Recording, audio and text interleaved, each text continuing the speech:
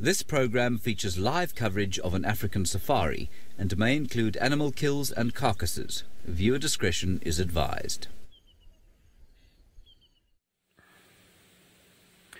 Well, good morning and welcome to a very moody, very misty, very sort of grey start to our day. It's a kind of perfect weather for a marauding lion to kind of move through and start roaring and steam to bellow from its face. So hopefully we will get that a little bit later. My name is Tristan. We would love to hear from all of you, and so we would like you to interact with us on #SafariLive to ask any questions or comments that you may have. Now, the plan for the morning is, from David and I, we were out doing our drone testing this morning, which, well, didn't go very well at all because the drone does not fly very well in thick fog and mist, and so that was canned pretty early on. And then we decided we were out here, we might as well just drive around and see what we can find. And we've come across tracks for both male and female leopard, and so they are not in this particular area where we are now. We're going to head back to those tracks just now. And the reason why we're not on the tracks at the moment is because it was so dark when we found them, and they were going in every direction, that I thought it would be better just to get out of that area for now and then try and head back when it gets a little bit lighter, as it's done, and we'll try and then now see if we can follow those tracks. It was just too dark to see what was really happening, so I want to head back in that direction now and pick up those tracks. I know that the Shadulu was seen, I believe, on the dam cam sort of early this morning, so thank you to those that posted about that. And I know that Tingana was left very close to the dam last night. He hadn't moved by the time everybody left. And so what we're going to do is try and kind of just move around in the area. I don't think Tingana with his sore little paw was going to go very far at all, and hopefully he's joined up with Shadulu. It'll be very interesting to see if there's an interaction between the two of them, or if maybe she's even looking for a mating partner. It's all going to be quite sort of interesting. So we're going to try and head towards that sort of area, try and get onto those tracks now that I can see, and try and find these cats, although it's going to be tough in this mist because, well, we're not going to be able to see very far. Now, somebody else who is battling the mist bravely is Mr. Ralph Kirsten, and he's ready to say good morning to all of you. Well, thank you, Tristan, and yes, absolutely good morning, everybody, and welcome aboard the Sunrise Safari. Well, you wouldn't know that it's a Sunrise Safari with all this mist around. We can hardly see the light coming through at all. It's rather wet, and with those tropical tent web spiders' nests, it's making for quite a pretty morning. Now, my name is Ralph Kirsten, and on the camera this morning I've got Craig. Morning, Craig, and once again, morning to all of you. And welcome aboard here with SafariLive. We are coming to you live from the Djuma Traverse in the Greater Kruger National Park of South Africa. And, well, as I say, we're going to wait and see what happens this morning with this misty start to the day. But I'm heading out west from the Djuma camp, and I'm going to go and see if maybe Shadulu and Hukumuri, the male and female leopard that do like walking around on the western side of the Traverse, if they've made an appearance that side. I'm working together with Tristan. He's gone a little bit further east, and so I'm going to head west, and we'll just throw that net a little bit wider. Somebody else who's also out with us this morning, but he'll be having his nose a little bit closer to the ground, that's Sydney, so it's going to be interesting to see what tracks and signs he's able to find. But for us, I think a nice early start to the morning. Difficult with these conditions to be able to do any tracks and signs and things like that, because you do struggle without any contrast. As you would see, it's very grey, and so the conditions making for it being quite eerie. And well, we'll have to see how it goes with the guys out on foot. At least when it's a little bit wet, you can actually see when the animals have just been walking there, because the soil picks up and actually sticks to the underneath of their foot. Now, speaking about the guys out on foot, the bushwalk team, they're out and about, and let's head over and see how they're doing. A very, very good morning and welcome to the beginning of our guided walk. I am Sydney and I am not traveling alone this morning. With me is Herbert, who is going to be our game scout, and my camera at the back, Sebastian, we are going to be looking for the king of the jungle, as earlier on there was a little bit of audio towards the western side of the game reserve, and hopefully we are going to be lucky and see one of the cats this morning. Yes, a guided walk is completely different from a game drive, so we will be also having a little bit of focus on some of the tiny little stuff. So the weather is 12 degrees this morning, and it's a little bit misty here, I can see. And weather like this is very good for the animals, although it's bad for some of the insects, such as dung beetles, which cannot fly very nicely when this kind of weather. So we are going to head down and see if we can find one of the cats. So let me just try and track a little bit and see if there is some of the tracks here where we're starting.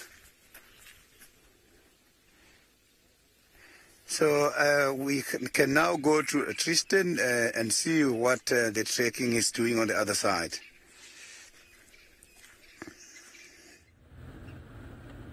Well, so far, Sydney, I'm just still getting back to where the tracks are, but we will be doing some tracking fairly shortly. It's going to be quite an interesting experience this morning because, as you can see, probably our sort of visual that we have is maybe 50 meters at best, and so it's going to be tough to find cats if they are in the thickets, because walking in this, it's got to have sort of eyes on the back of their head if they are trying to walk into animals. And you know, Tingana being a little bit sore the way he is, I'm not sure I really want to walk into him in misty weather like this, in case he's in a bit of a grumpy mood and doesn't really want to deal with us. So we'll just see how it goes. But what I'm kind of hoping is that they've just sort of settled down right next to the road, and that they're going to be very close to the road, and I won't have too much of a sort of struggle to find them. Now, those are hyena tracks that are on the road, so we're not looking for those at the moment. I'm still interested to know where those hyenas from yesterday went, because I'm sure they've got a den somewhere, but we'll just try and see if we can find it. Ali, difficult to say. It's always tough when, you know, an animal shows up with an injury and then you've got to kind of surmise what happened. I don't know. He's obviously come into contact with something. Hyenas, for me, would, after sort of watching the footage yesterday, hyenas for me would have left a few more marks around his back leg area. So often when hyenas attack, they go for the back end because they know there's no sort of teeth and claws on that side, and they try and bite there. So I would have imagined that we might have had a little bit more kind of sort of bite marks on his rear end. And then in terms of with that warthog, you know, to injure his paw and his ear at the same time, maybe not. I don't even know what size the warthog was. So more than likely he's come into contact with another cat at some point, possibly.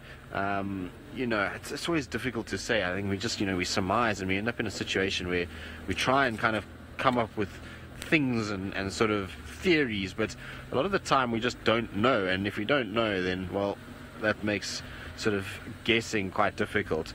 Now Rexon is calling me on the radio, so let's just have a little listen to Rexon quickly. Go ahead, Rex. Sorry, go again. Something about Shadulu. He's asking me about tracks. Rex, there's tracks for both male and female leopard that are on the fire break, just off from Vubu Junction. So I'm kind of in that area now. I'm just checking the last position of Tingana quickly, and then I'll head back to those tracks. So what we're doing is we're just going to quickly, we're just going to check where Tingana was last seen, in case he's still sitting here and those tracks up on the northern side are not for him and might be another male. But let's just double check. I'd be very surprised if he's still sitting on this exact same spot. For me, I would imagine that even with the sore paw, he'll still move a little bit. He'll still kind of go somewhere, unless he's really feeling very sorry for himself, in which case then he might just lay here and just kind of sleep it off for a few days. Obviously he's got quite a full tummy. He's had a lot of food recently. He's, you know, come off that warthog that he had, and I believe he also had a duiker at some point in Little Gari, so he's sort of fed quite well, and he's not going to be in sort of condition where he has to really stress too much about food. And so I would imagine that maybe, just maybe, he's going to kind of just try and sort of settle down somewhere and just take it a little bit easy. Right, so now while I have a little look around and try and find this exact termite mound that he was on, I'm just trying to see all the vehicle tracks that have been here. Let's send you back across to Ralph and see if he's had any luck with anything this morning and what his plans are.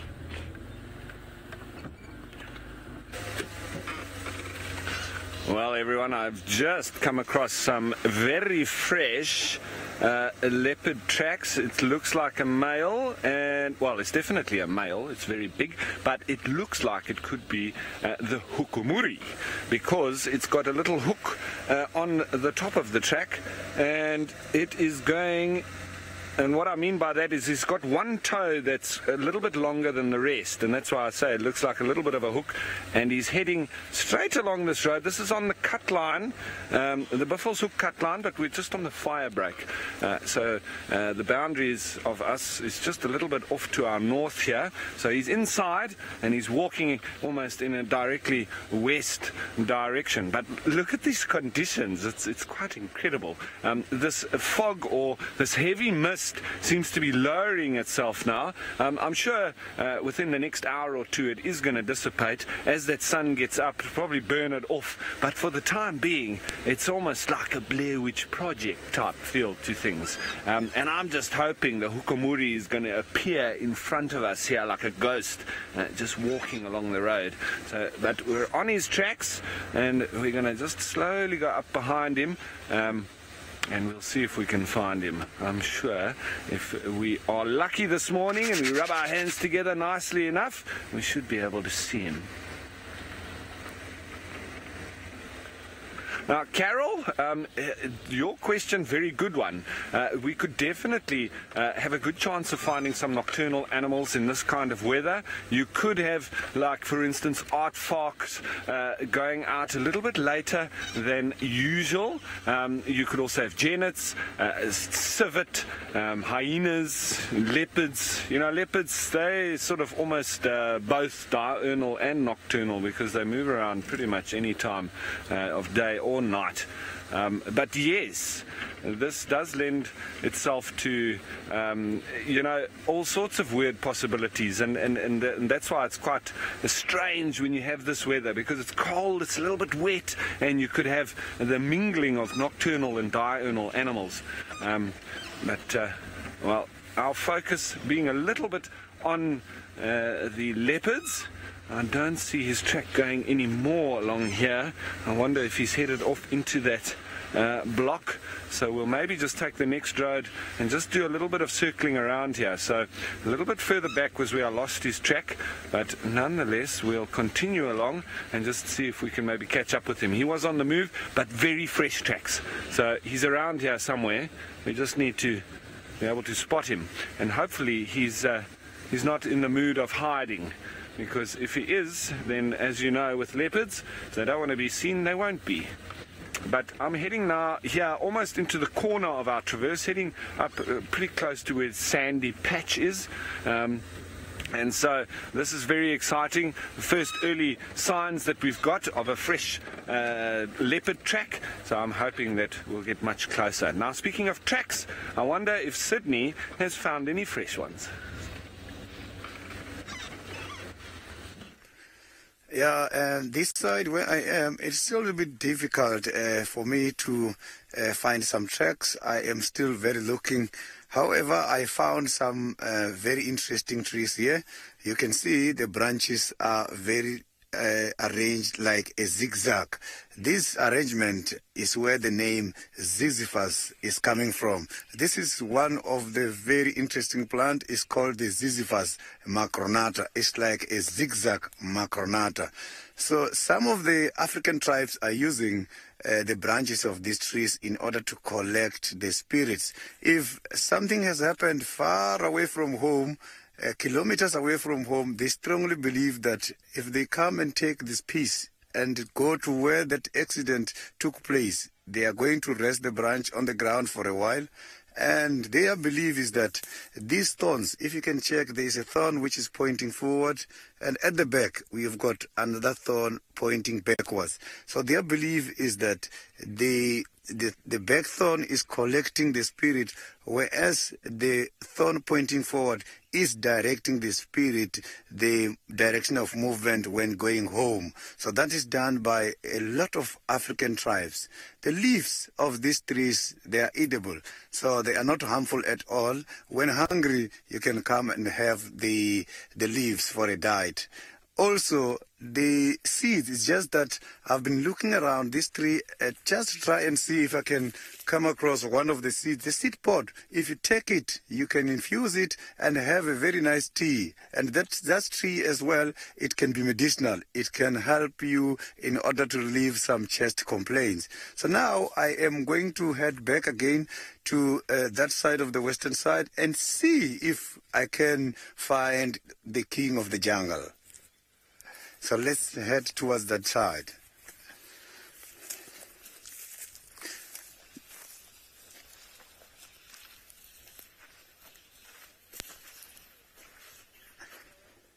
Yeah, there is a question from Irene about the dung beetles, why the dung beetles is my favorite animals. Dung beetles, they play a very, very interesting ecological role. When the dung beetles are destroying these droppings, and suddenly as human beings we automatically become the beneficiaries of a very good job done by the dung beetles. So if you can check dung beetles, how they fly is very interesting, and how they land. Some of them, they land on their back, but when it's overcast like this, I know their navigation system does experience a lot of problems. They can only fly nicely when the sun is shining and when the sun is on the side of their bodies. When the sun is dying late afternoon as well, they battle a little bit. So dung beetles, they don't just roll these droppings. When they are rolling the droppings, they help when it comes to the preparation of the soil for seed germination of these plants. And again, digging the holes on the ground, it makes them increase the space within the soil for water penetration. And they clean the vegetation as well. So dung beetles are one of those insects which are making Southern Africa, a unique place. That is why I love the dung beetles. So now we are going to carry on trekking for the king of the jungle.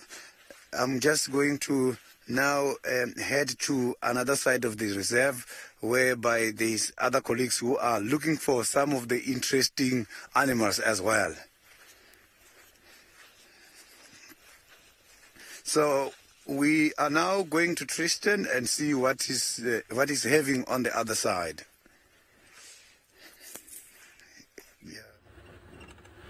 Well, Sydney, still trying to just kind of slowly scan, and the reason why we're driving so slowly is because of how misty it is. It's very difficult to see what's going on, and so I'm just trying to go nice and slow so that we actually don't miss anything. The last thing I want to do is rush somewhere and then we kind of miss tracks, or we miss sort of signs of where these animals could have gone. So we're in the area now of where we had the tracks. In fact, I can actually see the tracks on the road already.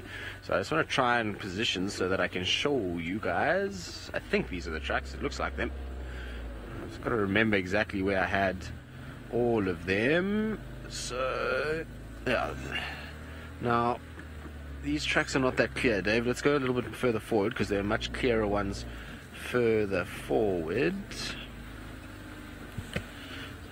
These ones are all quite obscured at this stage. So I know of a very nice set somewhere up ahead, given that I've already been here this morning. So just try and find the best ones that are going to be the easiest for Dave to see. Now this is probably one of the better places.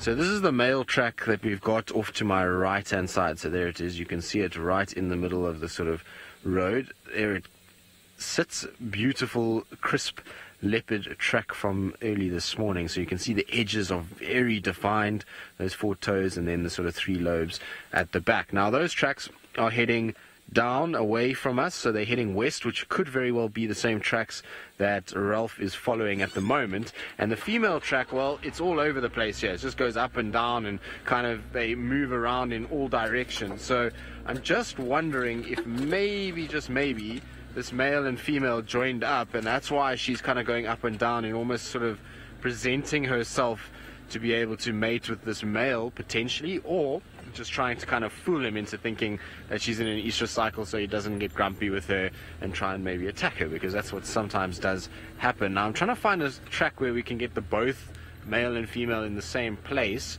It's proving to be a little more challenging than I initially anticipated, because I would like to show you the sort of size difference between the two. So that's still where the male's walking. I'm pretty sure those are the same tracks that Ralph is following. They're heading in that right direction, and we're on the same fire break, so it sort of seems logical that those would be the tracks that he would need to kind of pay attention to. And if he's got them there, then he's got very fresh tracks, because these are not that old either, so he must be very close then.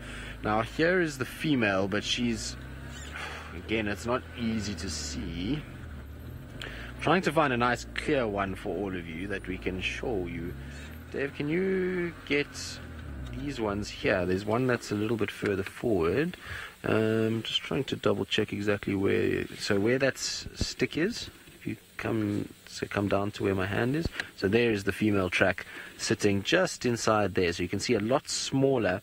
It's obviously difficult with the sort of situation where we've got, you know, no sort of depth of size, because you can't judge size, but it is much smaller, that track, and it's the one on the bottom sort of left sort of portion. There we go, that's the one Dave's got now. So there are the lobes at the back, and then the 4 toes going forward. So she definitely was here, and so was he. It's just got to kind of figure out where each one went and exactly what kind of happened. Now I'm pretty sure to do that I'm going to have to take a little walk around at some point and just have a little look.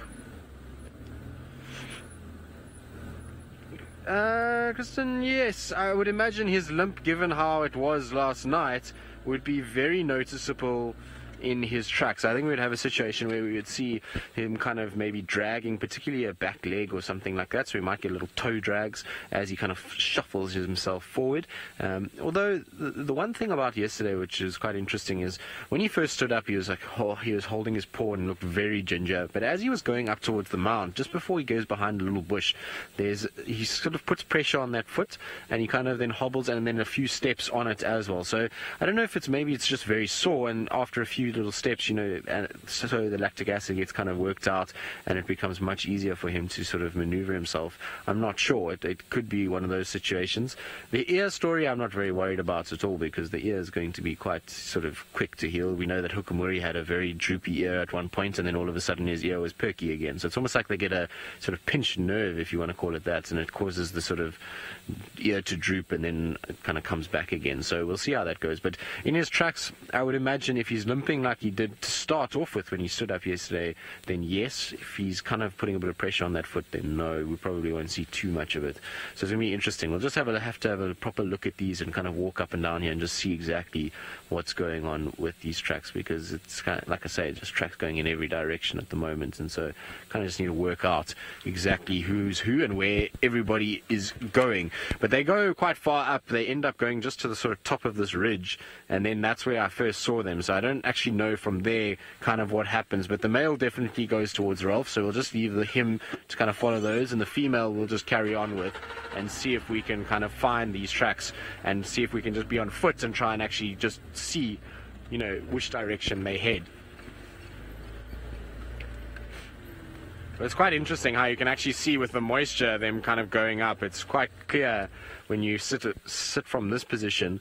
All of those little sort of footprints going up that way is all leopard tracks. So it's quite a clear thing after a bit of moisture. When they stand in the soft soil, you can see quite nicely. And then there's also an elephant track that's off to the right. Good. We're going to try and have a look at these tracks quickly. While we do that, let's send you back across to Ralph, see if he's had any more luck with his tracks.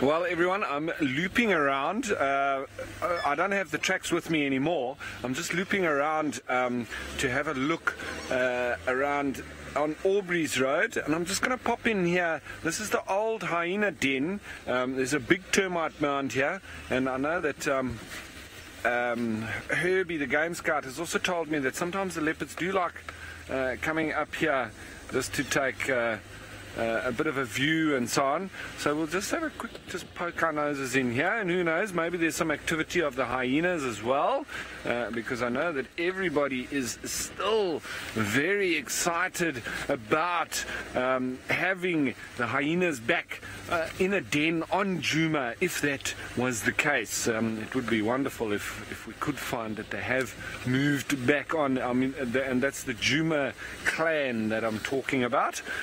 So I'll just pop in here and have a little squiz, see if there's anything. You know, this kind of point of view like this is great for a leopard.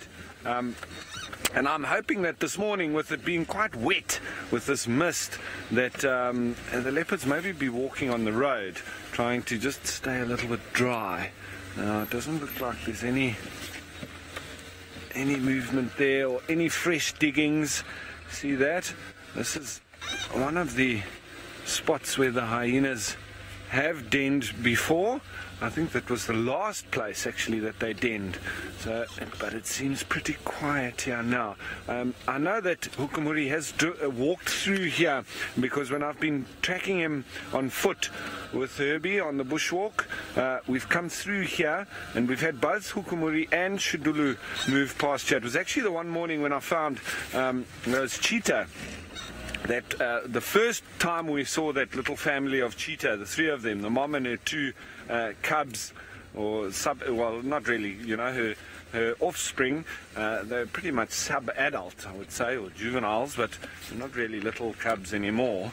But like my mother would say, I'll always be her little baby, so those little cubs of hers will always be her little babies, I would say.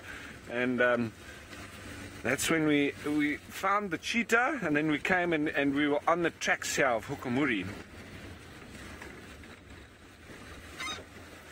Jared, yes, there has been some updates of the cheetah family. I can't remember exactly where they were. I don't know if it was heading on Little Gowrie. They have been around. They still seem to be going a little bit nomadic, and you can correct me if I'm wrong. I know I must just chat with Tristan again, or the guys that do have a lot of connections around with all the different properties here. But those cheetah have been continuously moving around. When I was here last, we were finding them quite regularly on our what is that, northwestern boundary there by Sydney's dam. And they were just over on the other side, so they kept on coming to that area. Perfect area for cheetah. Nice water point, an open flat, with some thickets. I mean, it's a fallacy that cheetahs only hunt in open plains. They can be very adept in thick bush as well, and we found that with that one male in the Masai Mara as well. It seemed he was stationed up near to the musketeers, but he was just staying in the thickets and probably just hunting duiker and bushbuck, and we actually watched him hunt a bushbuck, which was very, very cool to watch. Now, I'm just coming back to where those fresh tracks were. I just want to come and see where he's maybe gone off, whether he's gone off into the block or off the property. So I just want to find those nice fresh ones again and then follow them and to see where he's turned, because it looks like he hasn't gone out all the way to Sandy Patch. So we might be in business in that he's gone into one of the blocks here, and then we could maybe get the bushwalk team to come and help us. I'll just check which direction they've gone, because these tracks were so fresh that we're actually quite near to him. So I'm going to continue on here, just see where. I believe it's Hukumuri, but I could be wrong. Maybe it's Tingana. But it would be lovely to prove that theory right. Anyway, looking at the tracks, I'm sure the bushwalk team has not only got tracks, but all sorts of other signs as well. Yeah, I have got some of the old evidence here that the Nkuhuma group has been here. So there's some bones here left behind from the last dry season. So the lions, normally they target the big animals as a pride. So you can see that here a buffalo was taken down. So all evidence, the head is not here anymore, and there's just a little bit of bones available here. But what is causing the bones to disappear is some of the herbivores, as well as when they're lacking of some of the minerals, they hang around here and try to eat. It's not the hyenas eating all these bones. Even some of the animals that we don't think they eat bones, sometimes they come and eat. So when seeing those animals doing those kind of behaviors, we must know that they are talking about something lacking in their body. So here it was a buffalo.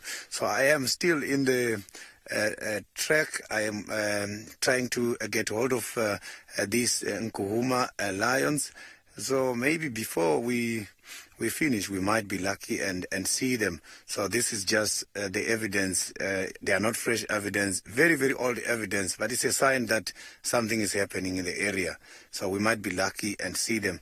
So I'm just going to go back now and track further and see what we're going to get. So I'm going to try and see if I can pick up the tracks. Yeah, the mist is still too much. It's still very difficult to see. I can just see for a very short distance. I can't see far.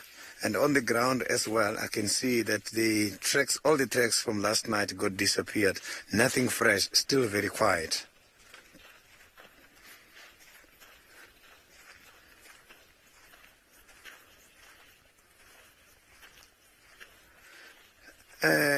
Dina, I have seen lions on foot before. I have done a lot of guided walks before. I have encountered a lot of interesting situations with the lions. But here, by the Juma Game Reserve, this is going to be my first cat sighting on a guided walk if I find them.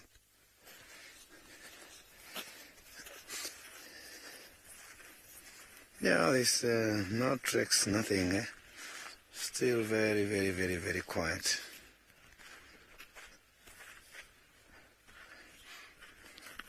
Maybe that audio is coming from that direction and they are moving towards the opposite side instead of coming to where I am. But let me see. Maybe I'm going to see those tracks.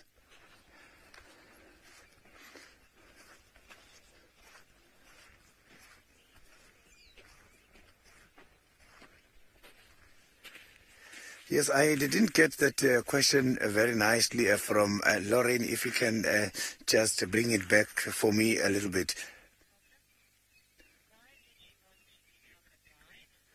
Lorraine is interested to hear the motive behind my career. I have decided to become a guide long time ago while I was still very young, and I was motivated by quite a lot of different TV programs, and I am a people's person, and guiding to me is not just a job, it's a passion. I love this job.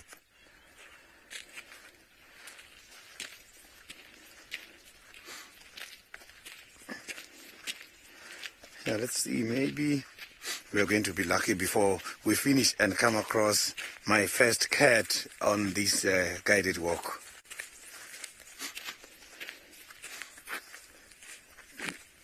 Oh, there's just some old evidence here. Also an old track for the buffalo. You see that he was heading towards that direction. The pointing of the track is showing that the tracks are not very clear because it's very moisturized on the ground as a result of this mist. So, but I can see that a buffalo has been here.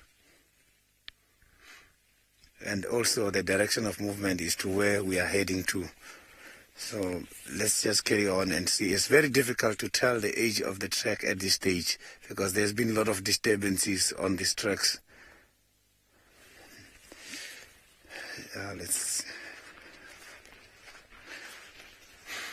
So now let's now go back to Ralph and see what he's got on his side.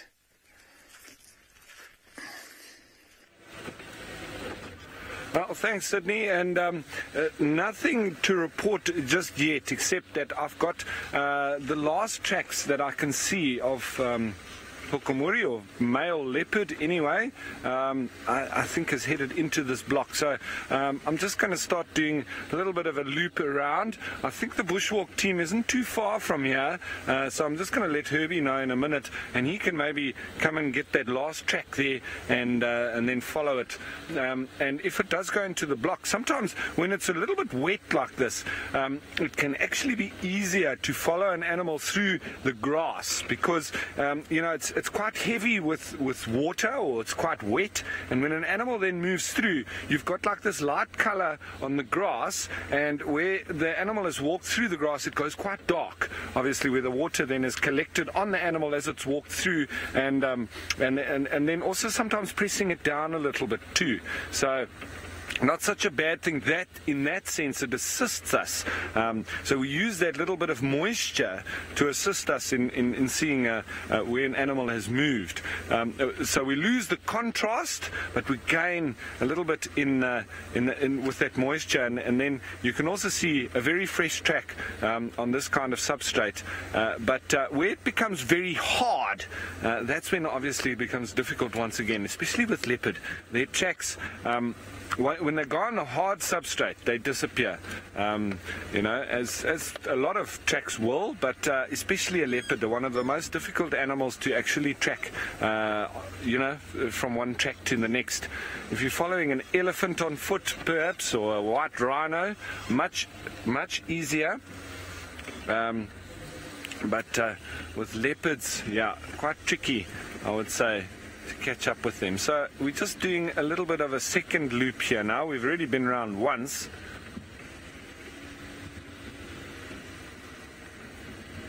Now, Anna Marie, good question. We think that Hukumuri and Tingana have already met up before, and it seems like they may have had a little bit of an altercation already. And I mean, for all cases and purposes, it could be that he's met up with him, and that's the result, is that he's had a bit of a fight with him, and maybe that's why he's got a limp and a bad ear.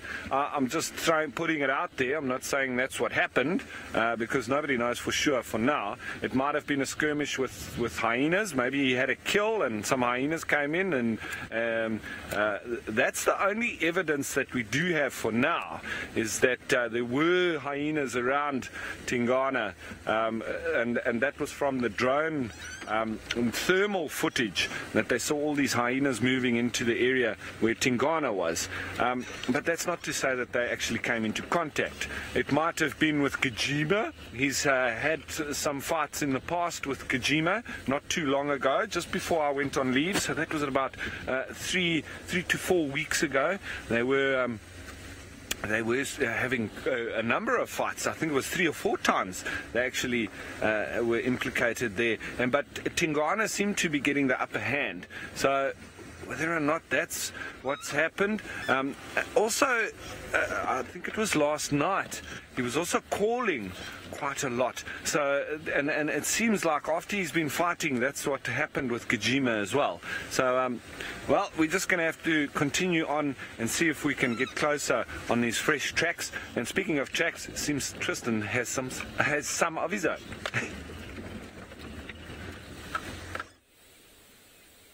Right, so we've carried on following the tracks, and we've got to a point where we were able to actually see the tracks really nicely. And I've circled the track for our female, which is, I'm thinking, Shadulu. It might not be, but you can see there's the sort of footprint over there. Now, the interesting thing about this is that she is busy dragging something. So if we follow this footprint and we slowly kind of pan off and start going up here, you'll see that there is a line that is running like this. And this is something that she is dragging in her mouth, because it's between all of her footprints, and it goes all the way up the road. And so I think she must have had something like a scrub hair, would be my guess, given the size of this little drag. It's something very, very small. But what's interesting about it is, as this drag goes, on top of it, over here, you'll see a slight scuffle. Now, this is tracks for a hyena that's got its nose to the ground and is following this pretty much foot for foot from the leopard, and trying and find what this leopard is carrying and try and see if it can steal it.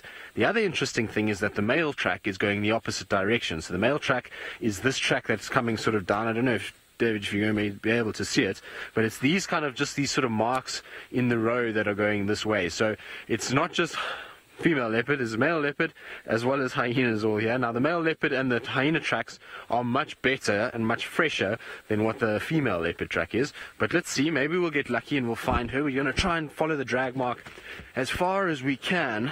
If it is something like a scrub hare though, in all likelihood she's probably finished it already, or hyenas or this male leopard maybe even have taken it from her. So we're going to just try and see, maybe we get lucky and we'll find it.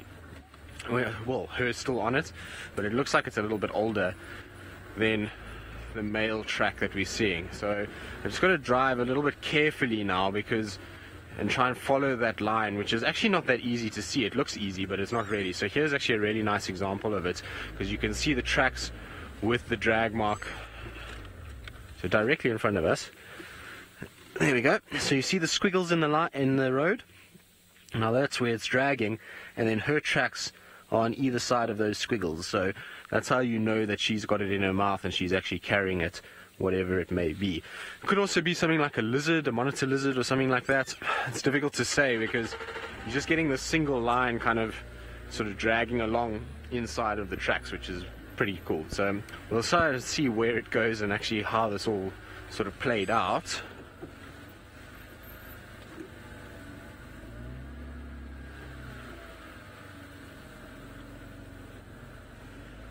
Sweet history, no. So, well, I mean, not us as humans. We can't actually tell the sort of age of an animal from its track. We're just not that sophisticated, I'm afraid. Our sort of senses aren't that good. But what can be told is at least whether it's an adult or a young one. It's very difficult to tell if once it becomes an adult how old it is. The track doesn't develop past a certain point. So when they're very small, obviously they grow and they become adults and you get these kind of bigger feet. And that's how you can kind of tell. But when they sort of fully grown, then their foot size doesn't change as the years go on, and it becomes then much harder to be able to actually see what's sort of happening and whether or not they have, are 5 years or 6 years or 7 years. That becomes a lot harder. So the tracks are still going down the road, still got the little squiggly line, so the line is actually much easier to spot than the leopard tracks at this point in time. You can see that there were lots and lots of sort of movement here. There's lots of hyena tracks, lots of leopard all over the place, and so hopefully we'll find one or the other between the male and the female, as well as the hyenas. Hopefully we will find an individual that is somewhere here. Let's just have a look. Sorry, there's lots of little lines that go over the road, and I just sort of start feeding. No, that's an elephant that's doing that. It looks like our squiggly line is also no longer here, and no signs for our female track anymore. So I think it's stopped back there, which is a bit interesting. So we're going to have to go back a little bit and just backtrack and see if I can find exactly where they went. Definitely not here anymore. So while I sort of go and look and just double check what's happening, let's send you back across to Sydney and see how his tracking is going. Yeah, it is very quiet here on my side. No tracks yet, no fresh tracks, nothing. I'm still looking. I have got something interesting for you here. You can see a very big house. Here is where the termites are staying. So these termites are one of the very most interesting insects. So if you can check inside the termite mound, there is quite a whole lot of activities taking place. And these insects, their social structure is called a caste, whereby we are going to have different departments. You will have departments such as the workers in there, you're going to have the soldiers in there, you will have the king, you have the queen, you will also have the reproductives. So these insects, they work as a team, and their mandate is nutrient cycle. So the termites, they have got two different types of soldiers. And another group is called the nursuit soldiers, whereas the other groups is called the mandibular soldiers. The mandibular soldiers are those that bite. And the nursuit soldiers, they fight, make use of a chemical defense. if you try to touch them, you will see they are going to spray some little bit of fluid from their frontal gland, and that fluid can kill some of the insects such as the ants, which can predate them. So the biggest predator of the termites is the artfuck. He's the one who can come here and dig and be able to eat a whole lot of them. So that is one of the biggest predators they've got. So other predators can be small animals such as birds, and even other animals such as the pangolin. They also come here and prey for the termites. So I am going now to carry on and try to see if we can come across any of the big animals. So going back to the western side where the activities were taking place this morning, the audio has been picked up. The chances are still very there. So let's go and see what we can find on the western side.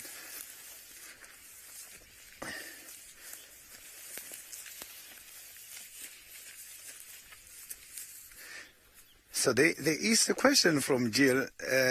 Jill would like to know if the queen and the workers and the other termites are of the same size in the termite mound. So there is a big difference. The queen is way much bigger than the others, and she's got a special diet. She does not eat anything and everything like the others. The queen, she only rely on the saliva of the workers, and that is what grows, that is what makes the queen to grow much bigger. So we will see, maybe we will be lucky with some of the animals. Yes, apart from the cats, there's quite a lot of things here in the bush to see. We might be lucky and come across something very interesting. We just got to expect unexpected. So I've got a question. I'm just going to take a question from Tony. Yes, I've got a question from Tony who would like to know if I've got some trekking qualification. Yes, Tony, I have been to the trekking course and I've got very good skills. I can trek very nicely. I have been to the school. So let me just try to see here by this junction, because this is whereby mostly I get the updates. Maybe something has been happening here. Yeah, I've got a very interesting trek. The Ingwe mail was here, heading towards the southern direction, is what I've got so far. And then hopefully in this area, if not the lions, we might be lucky with the Ingwe. So now I am going to Ralph, who's got something very interesting to show us on the other side.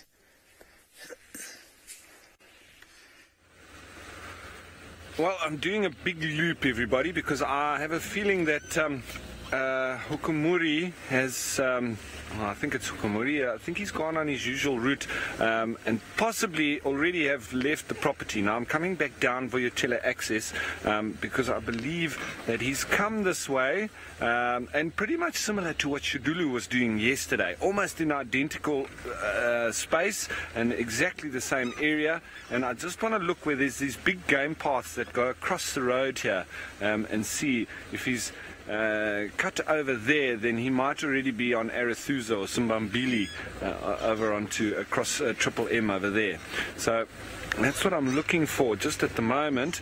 So it's unfortunately a little bit of hide and seek for the time being, and with this weather obviously quite difficult also to see into the vegetation too. So sorry that I'm moving around so much and just doing driving, but you know, it's all part of the little game that we need to play. We're not going to find anything if we don't look. So, well, it's like you're not going to catch a fish if you don't have a line in the water. But we do need to put ourselves out there if we do want to find these wonderful sightings. And that's exactly what we're just trying to do now for the minute. And if I don't come right here, well then I'm just going to forget about the tracks altogether because I'm not going to spend the entire drive just chasing my own tail, as it does start to feel like in the end. Now this is where this big game path does come through, and I do want to just check here if perhaps he's walked past here. The elephants have walked on this path, and there's a nice big drag mark, but that's not from a leopard that has picked that up. If you can just see that there, that drag mark there, that's from an elephant's trunk, not from a leopard dragging a carcass, which would have also made me very excited, because then we would have been able to follow that and find a leopard possibly up a tree or something like that, or underneath one is he eating. Now I don't see anything going there. I don't think he's crossed onto that side. He may well be very near to us and been watching us to go around him, which is I think also part of the leopard's game. They like watching us turn around them and going, what on earth are you guys doing? Here's another big game path that comes across over here. There's quite a few of them, and I'm just sort of going on the routes that I've seen him walk and just try and see if he's possibly not done that now this morning. This mist seems to be thinning out a little bit. Start to see through it towards the bluish sky, and so it's not too long, I don't think, and it's going to be clearing up for us and warming up as well. Right, there's another big game path that's come through. Nice big clearing, and it heads through like this. Let's just see, maybe he came through here. And just have a look at the tracks. And there's a hyena track, as always. Well, let's also maybe just stop for a second, just to listen and see if we hear any alarm calls. Very often they can sometimes put you off, especially like the grey go-away bird. We heard them earlier, and they go caw, caw, and at the moment it's like echoing through these valleys, and but they can do it sometimes for vehicles and humans as well, so not always very reliable, as it happens sometimes with the squirrels too. It can also put you off a little bit. For the moment, not hearing anything except a vehicle there on Triple M, which is quite a main road heading towards all the lodges. No, nothing for now. Alright, we just need to continue on. So the elephants have moved through here as well. We can see a lot of branches that have been broken next to the road too. And lots of hyena activity. It's always amazing how much activity you see from the hyenas. You don't see them as much as you would like, well, as I would like anyway. I'd like to see them every single drive and walk, but they just move such vast distances that the activity seems to be that they're around, but they can be miles away by the time that you see the tracks. I've just heard some arrow-marked babblers babbling away.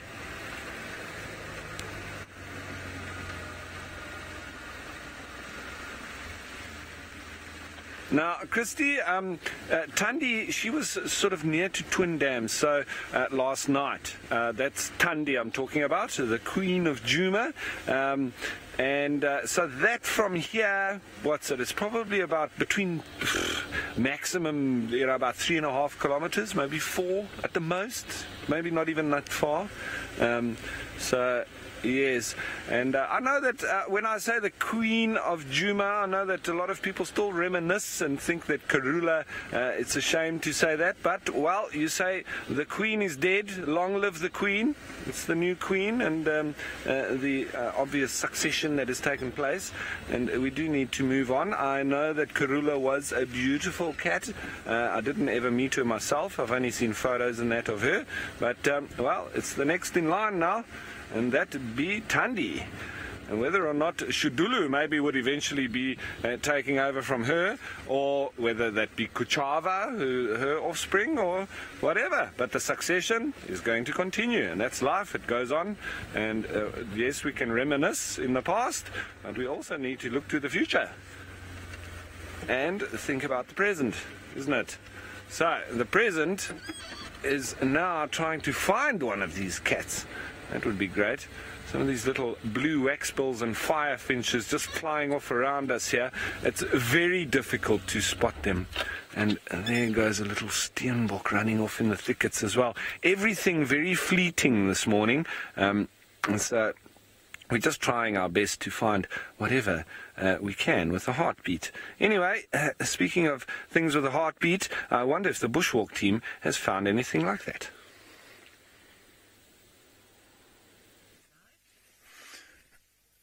I've got a very beautiful track of a cat here. You can see the lobes.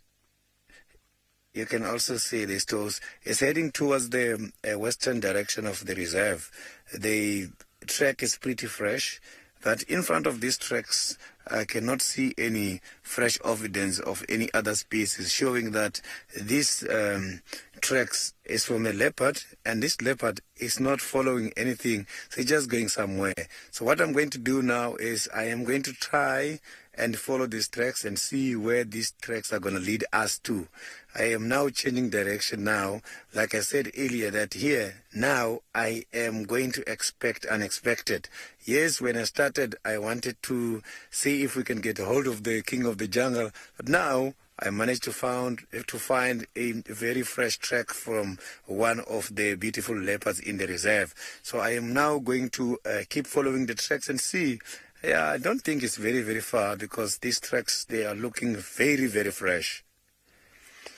So let's see what is going to come out. Let's see what is going to come out.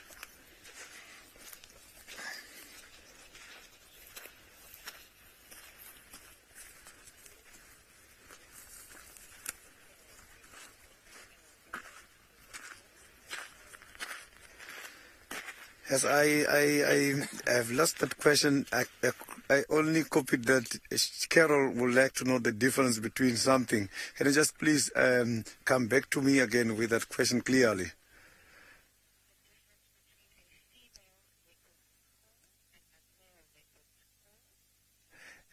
Yes, there is a difference between a male and a female leopard call. So the males, when they are making noise, you can hear they are very much thicker, whereas the females, it's like a cough. So it's not clearly like a big, thick growl like a male, whereby you can hear him sawing like something is cutting a tree. So let's see. Maybe he's going to call for us. If you find him, then you will hear him that this is how the male calls. Maybe we will be lucky with him. So now the tracks are going towards the western side of the reserve. And there's no other activities taking place, not even an impala here, nothing. So it's showing that animals maybe in this area are now aware that there is a leopard in the area, because I'm not seeing any of the fresh tracks of any other species except this leopard. So let me just try and check here, because I can see. So we will be going to Ralph. Now I can see the tracks are going much more further northwest. So we are going to keep following the tracks and see where these tracks are going to take us to. And I am now going to take you to Ralph, who's got something interesting to show you on the other side.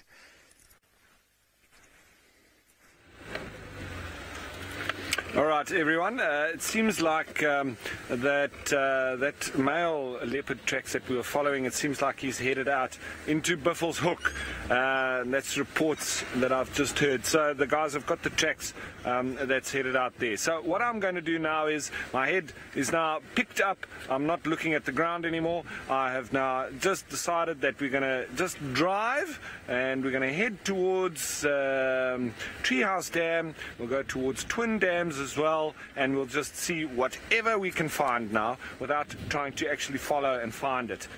Because, as I said, I'm not going to spend the whole morning doing that, and it seems like that fresh tracks that we were on is not findable, if I can say that.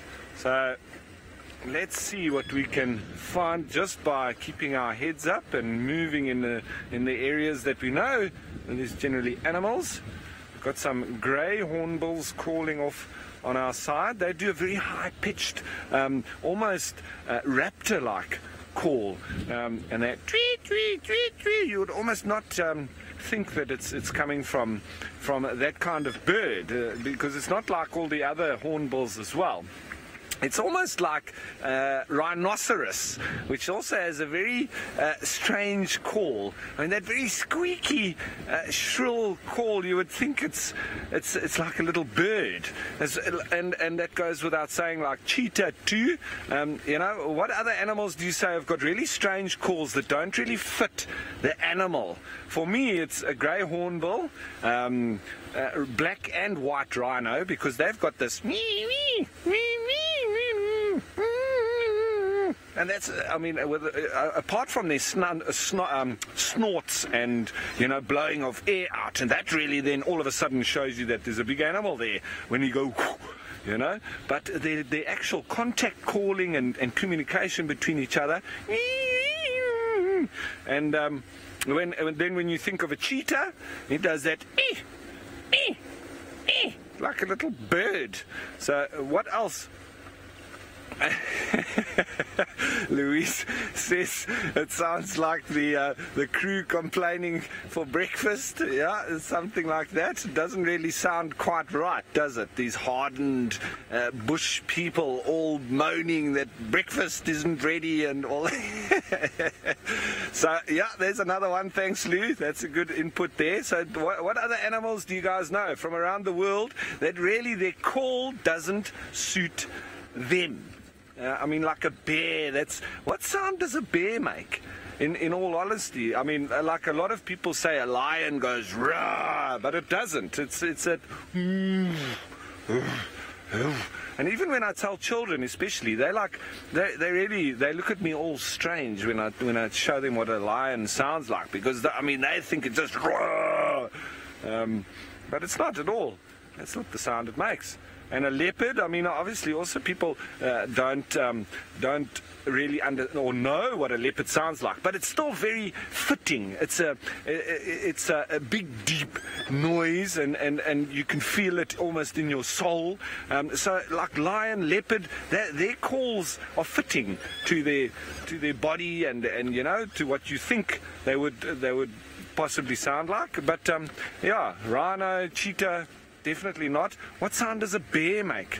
It is a bit more of a, I would imagine.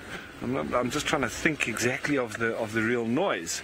If it does have a kind of, you know, if it was trying to proclaim its territory. Obviously wolves, we know, it's like a howl. Wild dogs, you know, when I first heard them, I also thought that it was really strange, the noises that they make. It's not really a bark, is it? A little bit different to that. But yeah, so animals around the world making quite strange noises that you don't really think. Chitty Chatty Meg, you say bears roar, and that's what I would think that they do. They should roar as a bear. I mean, roar, you'd think a bear's coming, a lion's coming, it's roaring. But then you've got a cheetah. It's really almost a little bit anticlimax. You see this beautiful cat, and then it gives you a little bit of a squawk, like a bird. And a rhino, I mean, really, that definitely doesn't suit that big animal. But not to take anything away from rhinos. They are magnificent creatures and all of that. So don't lynch me, because I think that rhinos' calls are a little bit under or unbecoming of them. But what else is there? Big animals around the world. I mean, whales. Yeah, okay, they've got their little calls. And very long distances that they would be calling. Right, so while we're thinking about different animals and calls of around the world, please send them in. Let's head you on over to Tristan, who has got a nyala.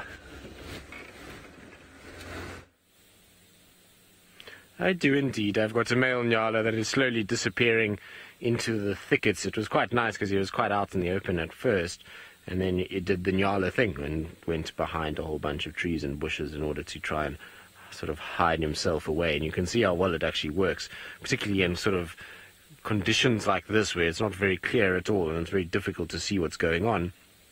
A Nyala kind of going behind a few trees will blend in incredibly well. So it's a perfect place for a Nyala to spend a bit of time. You can see there it's not very easy to see him at all.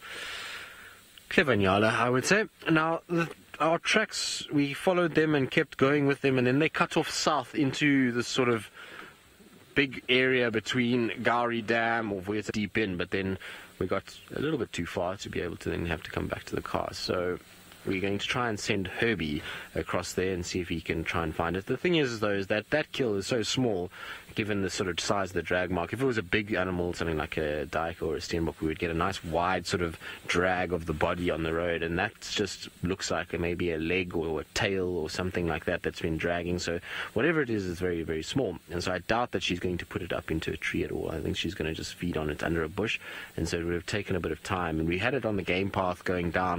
You could see exactly where she had walked, and even the little drag mark going, and she went to a big sort of grove of marulas, and I thought maybe, just maybe, I might find her there, but I walked around all the marulas and we didn't see anything, and the sort of tracks kept going. So I'm going to try and see if I can get Herbie to go and kind of have a look. In the meantime, I'm going to try and just sort of be in the area and listen out and just maybe pick up some sort of sign. The interesting thing about those tracks that Rolf was following is I don't think it's Tingana at all. I think it might be a different male, and the reason why I say that is because those tracks come all the way from Hyena Road and they go west all the way along the firebreak and then turn north, which is an area that Kajima does walk quite a bit. So I wonder if Tingana is not just lying still somewhere close to where we had him last night. And we did go in there and we checked the 2 termite mounds that I thought maybe James had them on. But maybe I missed him completely lying in the grass, kind of curled up. So we'll kind of spend some more time in that area and just try and see him. Then maybe we'll get lucky and pick up some sign of this leopard.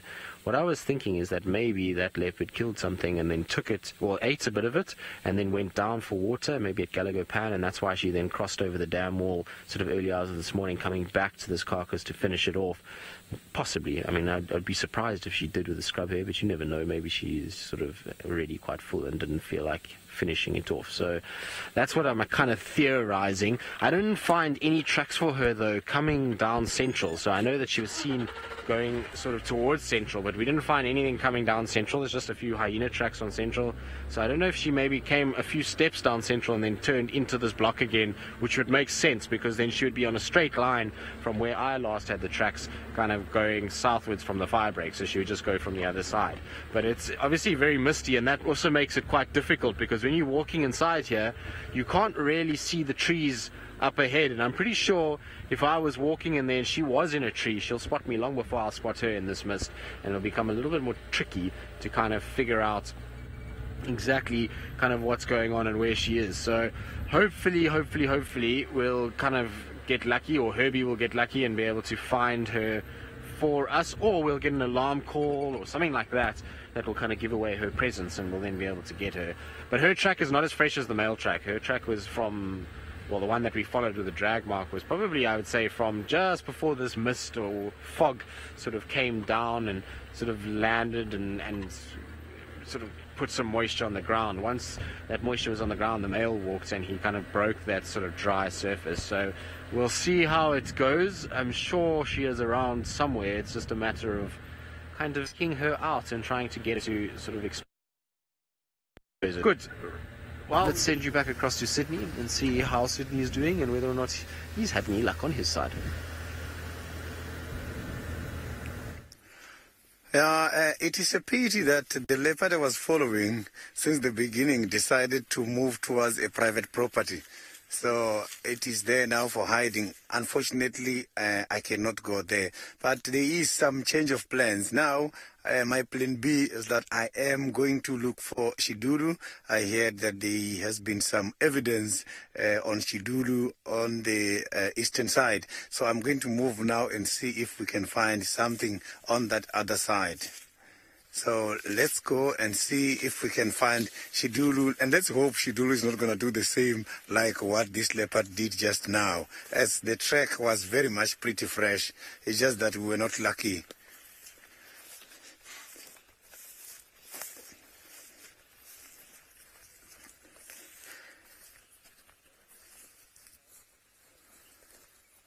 Yeah, there is a question about the animals suffering because of this kind of weather.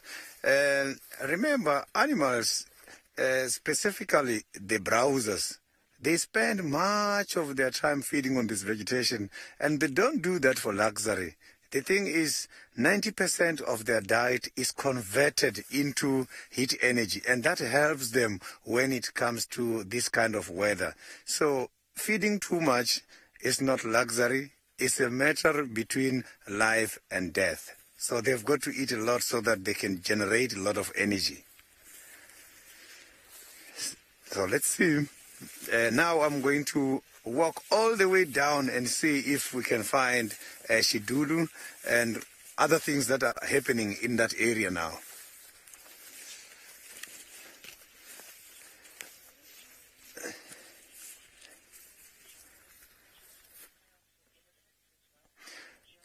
I have got a question from Jill. It's a request, not a question, actually.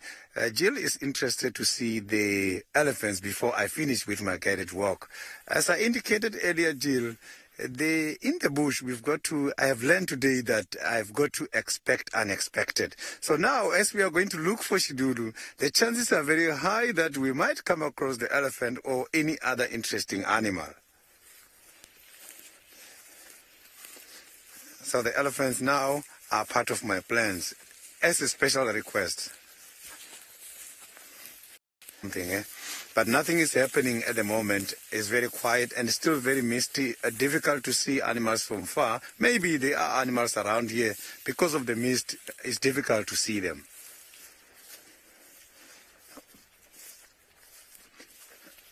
So now I am going to take you to Ralph and see, maybe Ralph have got something very interesting to show you on his side.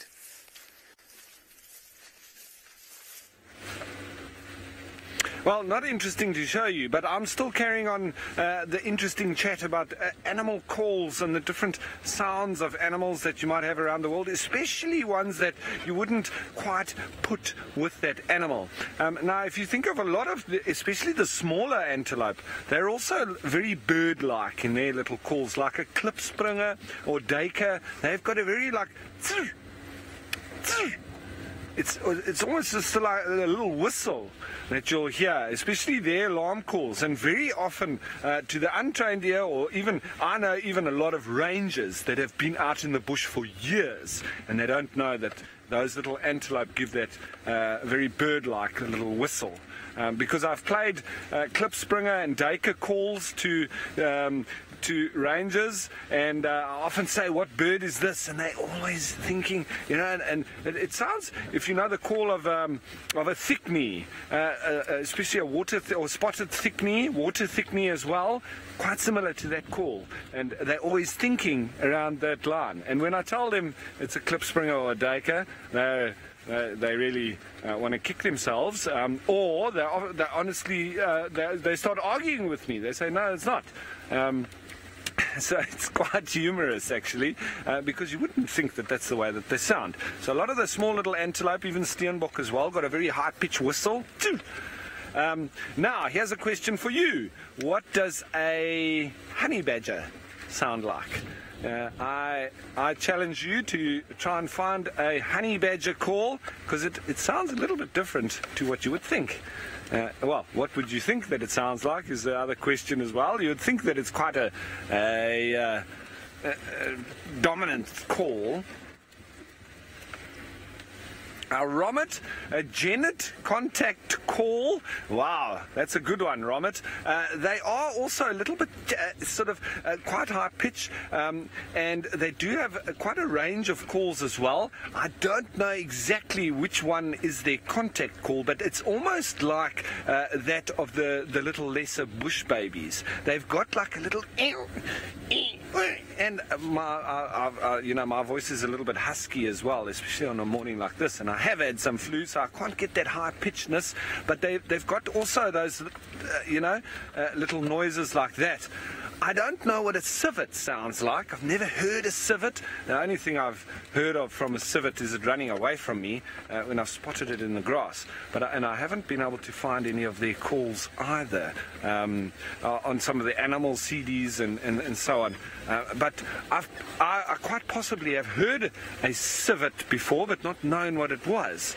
And that's the thing. That's, you know, once you identify that call or put that call to a name, then after that you can pick it up. It was like that klipspringer as well. Initially, I didn't know what that noise was, and I assumed it was a bird as well.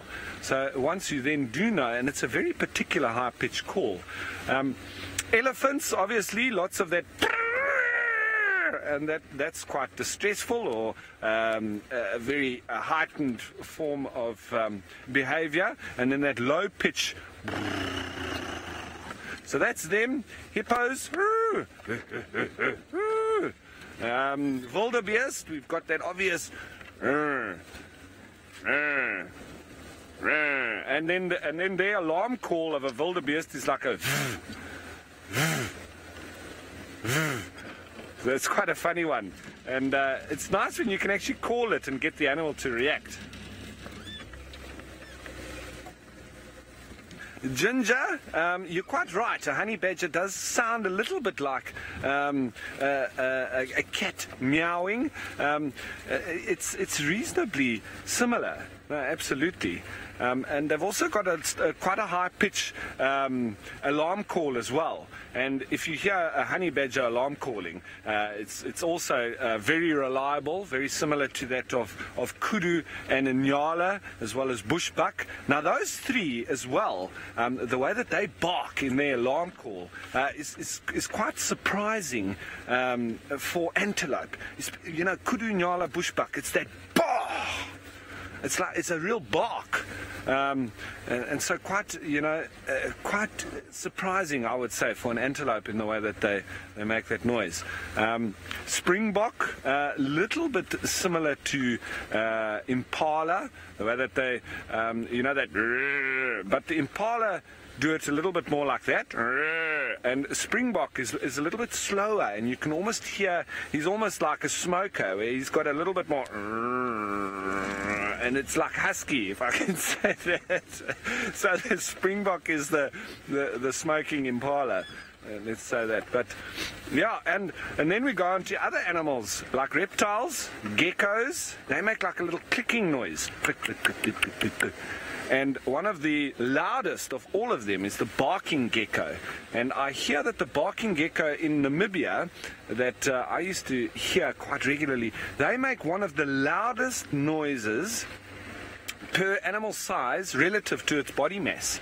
So, and you can have a little gecko like this, a little barking gecko, and he makes a real, it can echo through the valley, and he's such a tiny little thing, he's as big as my pinky, not with gloves on, even without, and it's a cut, cut, cut, cut, cut. We say it's like knocking two marbles together, cut, cut, cut, cut, cut, cut, cut, cut, cut. And in that twilight time when the sun's going down and they call like that, it's very surprising how loud it is. But that's quite interesting. You know, we have lots of geckos in our house in the Eastern Cape as well. And you can often hear, it almost sounds like the electricity is clicking or something like that, and that's all that you're hearing is these geckos that make that cut, cut, cut, cut, cut, in the walls. Now, Romit, do you want me to make the sound of a jackal? Well, a jackal is a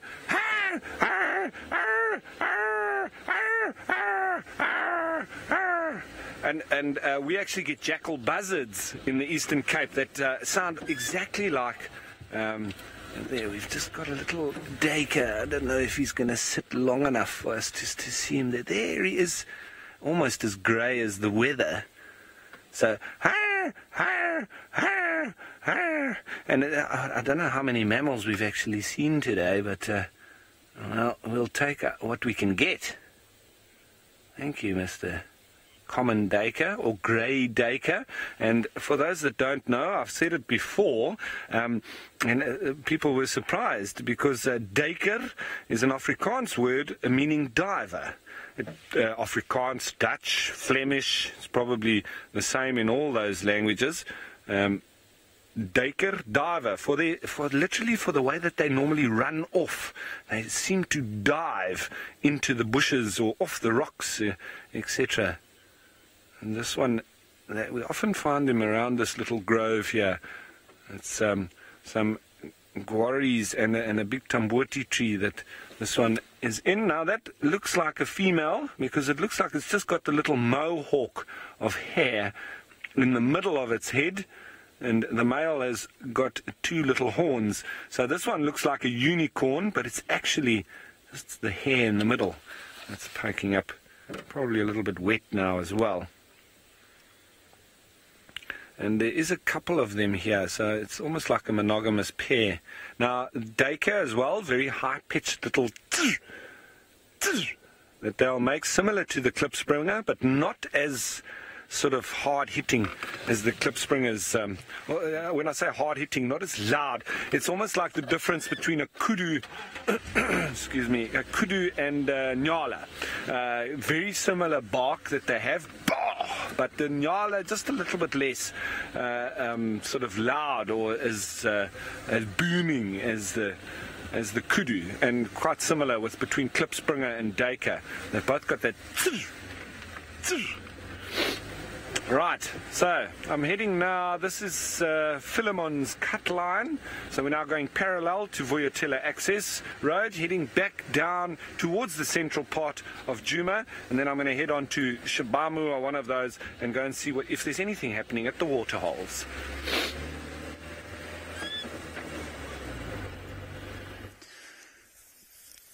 If you can just see here, I've got a very interesting track, and this track is from one of those big animals, the one who makes noise the most, the one who his call is associated with Africa. I have got a beautiful track for the lions. It's just that the weather is still very misty and it's not difficult to see for a long distance. And those animals, whether it's misty or not, they can easily get camouflaged. So on the ground here, I have got a track for a male lion. It's not a fresh track, but it's showing that activities were happening here yesterday. So I can see that there has been a male lion moving from where we are coming from now towards the eastern side. So the chances of seeing these lions are not that very there. But like I said, I'm going to expect unexpected. I'm just going to follow these tracks. We are lucky because the tracks are heading towards where we are going to in order to look for Shidulu. So now I've got another interesting thing going towards the same direction. So it means now we are going to hit 2 birds with 1 stone. So it's not all about Shidulu now. We are going to look for these other lions together with the elephant as it has been requested. So let's now take it down and see what we're going to find down that side. So it's quite a very big trek.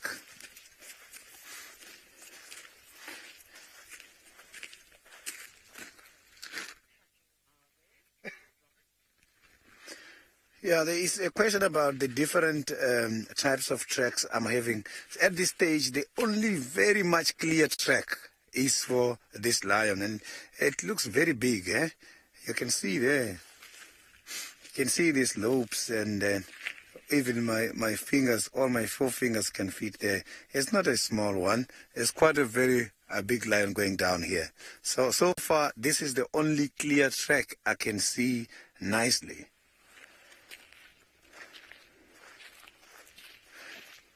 So now we are going to Ralph. He's got some interesting birds to show us on the other side. Well, everyone, I don't know if any of you have seen one of these before. They're not terribly common. This is a ground scraper thrush who's up in the tree. And maybe because it's a little bit wet on the ground and he's trying to just get up a little bit and maybe dry off on the branch, and he's just going down onto the ground, and he's got very characteristic wing flicks, as well as the ground scraper thrush. And now you can see why he has that name, because he's always scraping along on the ground, looking for any little insects and so on, as a lot of the thrushes do. But he's got very characteristic, the wing flicks, and you see those black markings on the white belly, as well as those sort of bars coming down across the eye and onto the ear. But a very, very cool bird, this, and you can find them right up into the desert as well. They do nest, but they're very common on the ground, as the name would suggest. Very nice to see him running through here.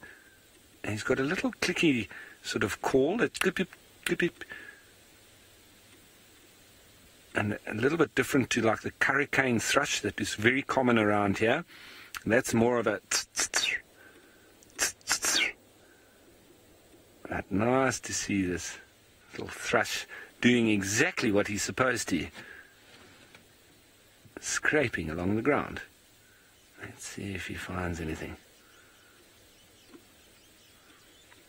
Yeah, James, I'm assuming James Hendry is saying a good rendition of the hurricane thrush. That's well, it's been a morning of calls, I would say, for me. So I've been enjoying that. Oh, and we can hear the black-belly bustard calling off the old, what was it? The red, something crowned, red-crested coron. That's it. Thanks for the help there, Craig. He does that chip, chip, chip, chip, chitty-dip, chitty-dip, chitty-dip, chitty-dip, chitty-dip. As this guy is now running through. Oh, has he got something? What's he got? Looks like a little grasshopper or something like that. Yeah, we've got our first kill. Well, my first kill since I've been back. Is he going to eat it, or is he going to go and store it? He's probably swallowed it down already. He's looking for more. So, he's one of the only ones that seems to have been quite adept or quite comfortable in this weather, carrying on about his business. Everybody else seems to be hiding from us this morning.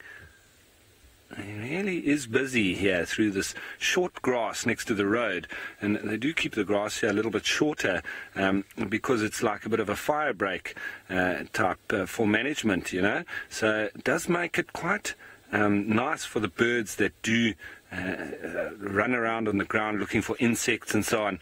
It's quite similar to where we find, you know, in this game reserve or wilderness areas, they clear the roads, and I'm talking outside of the parks themselves, on the tarmac. They obviously clear the grass next to the roads, also, you know, as a fire break or a place to be able to fight the fire from, because, you know, they don't want those fires jumping roads and jumping properties, etc. But that's where you find a lot of animals foraging in that shorter grass. Like you have warthogs who come and take advantage of the shorter grass and the sweeter stuff down the bottom. Then you have the monkeys and the baboons especially, because then they can access all the little insects, the termites and ants, and also down onto the little berries and so on.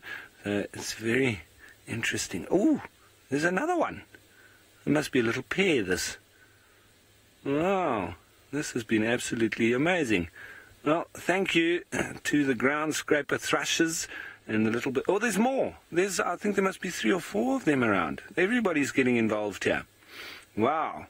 Well, that's been great. And lots of activity with the birds. And I'm going to head down to some of the water holes now, see what's happening down there. But it seems like Tristan has beaten me to it.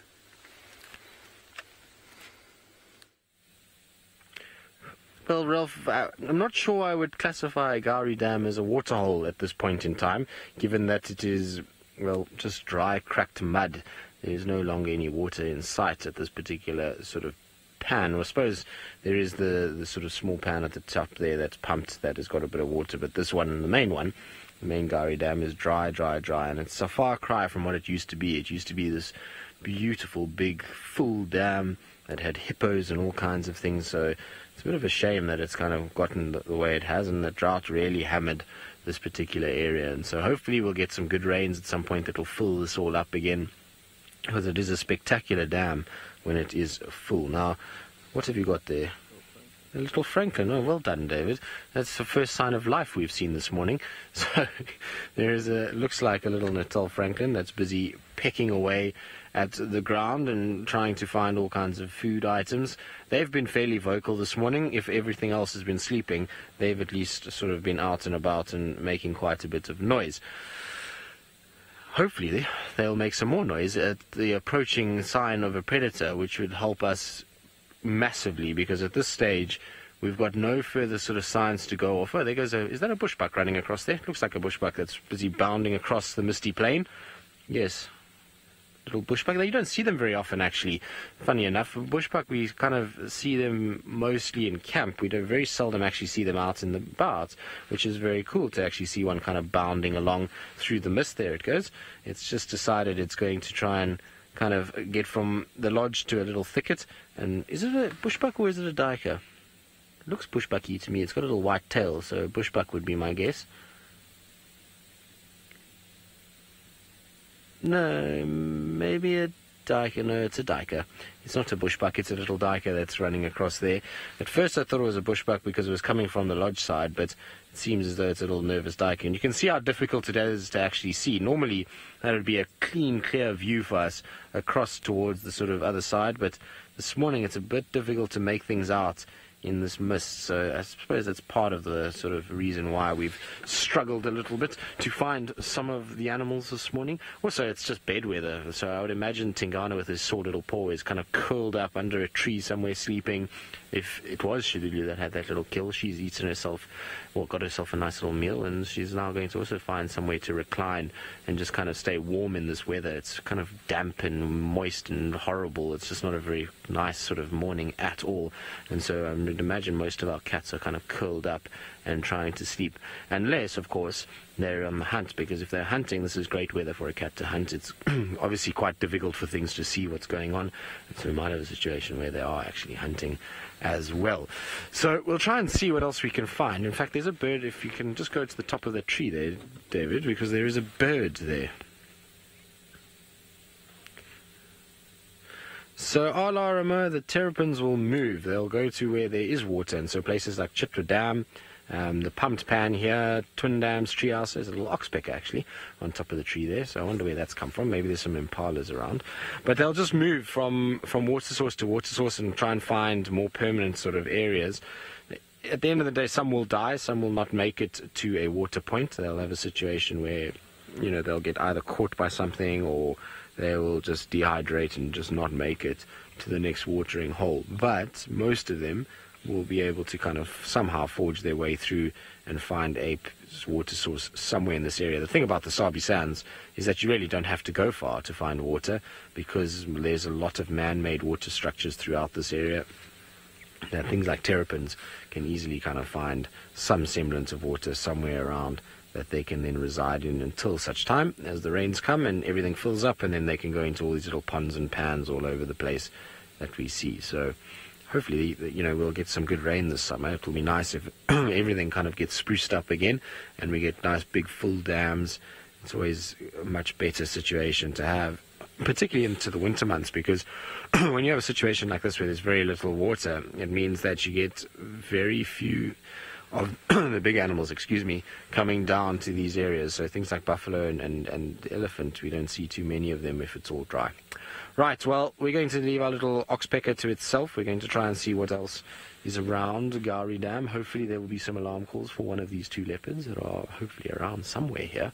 And while we do that, let's send you back across to Ralph, who, well, he's on a roll this morning, and maybe he's going to create a hit single CD about his bird calls.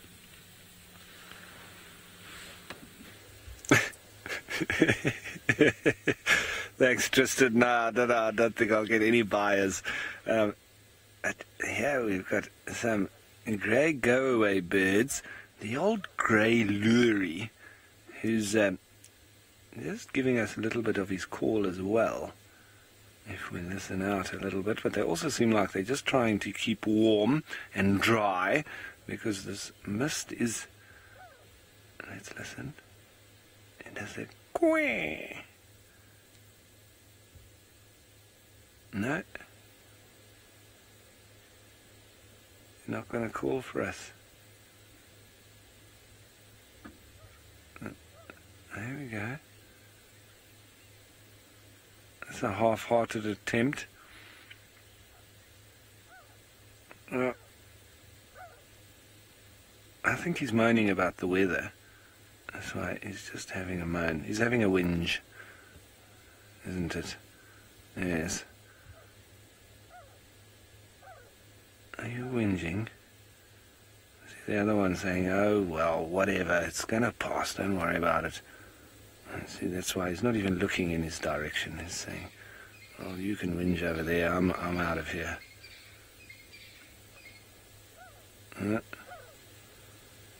Saying this terrible weather.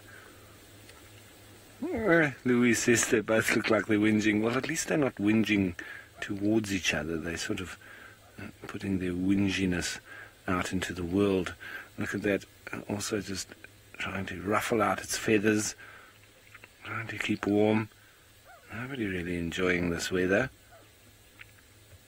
But it's not that bad. We always complain, don't we? Complain when it's too hot. Complain when it's too cold. Complain that there's no rain. Complain that when it's raining. And go away, birds are no different.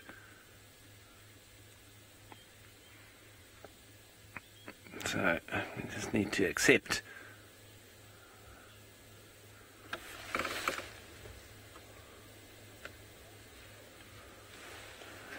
Now, YouTube viewer, I always think that one of the first to, the first call for me to indicate summer is the woodland kingfisher. And as soon as we hear that, that for me is the sign that summer is here. But I must say it's probably some of the swallows that return first. And there's two of them. The two whingers have left, and the one that was just minding his lot has remained. And he's probably said, well, you two disappear. I'm tired of your whinging. And now he's just hung around and just looking at me as if to say, well, maybe I should whinge a little bit. No, just maybe he's going to push off as well. So I would say some of the swallows are probably the first. And he's giving us a call. He's telling his mates that left, go away. So I would say some of the swallows, but as I say, that it's a real indication of Summer and Louise in the FC saying Craig, yeah, and that yeah. Well, at least we can laugh, eh? Sorry, Craig. I know it's really getting old now. It's really old, guys. Too old. Yeah, but it's still funny. It's just some of those jokes just never get old. Sometimes. But yeah, well. There he's still giving us a little quack. In Afrikaans, the quack fool. For obvious reasons, he makes a quack noise. Oh, Craig. He's almost as grey as the background. Look at that. Craig was struggling to find him in between the bark and there we go. Between the tree and the grey sky in the background. And he's literally morphing into the same colour. Difficult to see that there's actually a bird there. And, well, that's the state of things this morning. Very grey, and we're sitting now watching a grey go-away bird for a prolonged period. And that's the sign of being a little bit difficult to find any of the larger animals or cats and so on. It's a bit tough in this weather, firstly to see, and I think a lot of the animals are just trying to keep warm. It is rather chilly and a little bit wet as well, as you can see there. And I thought it was going to lift a bit sooner than it has. All right. So I think we've had enough of this fool. Let's move on down to the waterholes, see what's happening down there. But off to the bushwalk team. Wonder if they're also wet and chilly.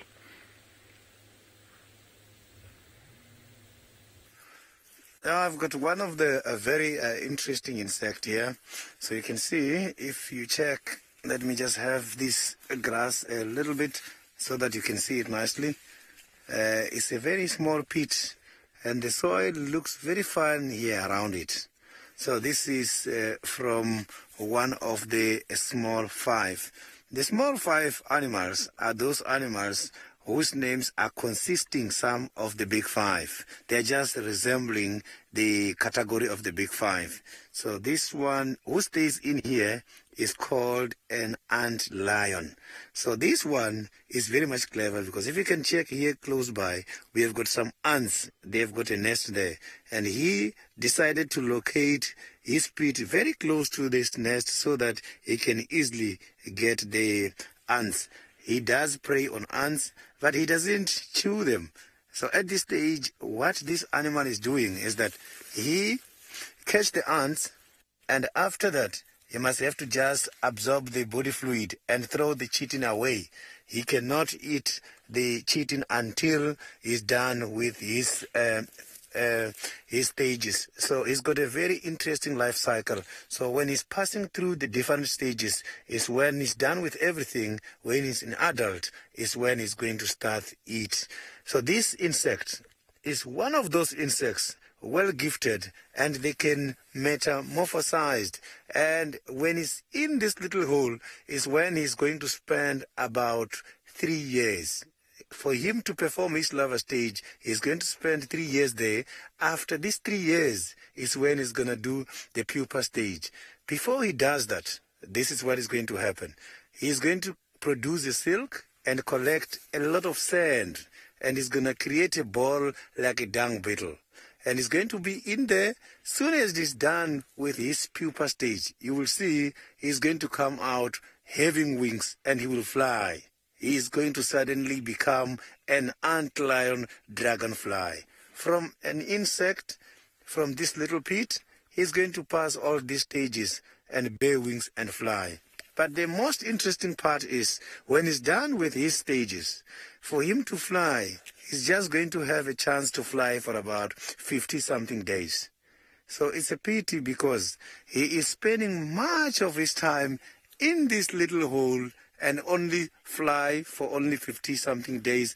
And in that 50-something days, he must have to be able to get hold of the mate. He must propose, get married, and then lay some eggs. So that is very interesting. So it was an antlion. So I'm still going to carry on now again and see if we can find some of the interesting animals before we close down with the guided walks. Yeah, this morning, because of the weather and the hail, I think because of the weather and the mist, it's very difficult for the animals to be spotted. Yes, maybe since we have started, we have passed quite a lot of animals on the road. We have passed a lot of animals hiding nearby, but it's just very difficult because the eyesight is not going that very far. So it's still very dark a little bit. We can see amongst these bushes here, the mist is too much. It's difficult, very difficult to see the animals. Even big animals such as the elephants, which can be easily spotted today, it's difficult for us to find those animals. So let's see what we're going to find next.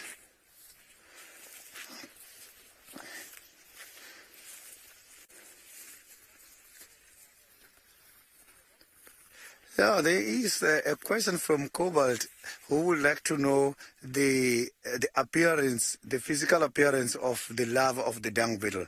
So the dung beetle, the larva is like a big worm with a reddish head. It's white. It's like a small caterpillar, white.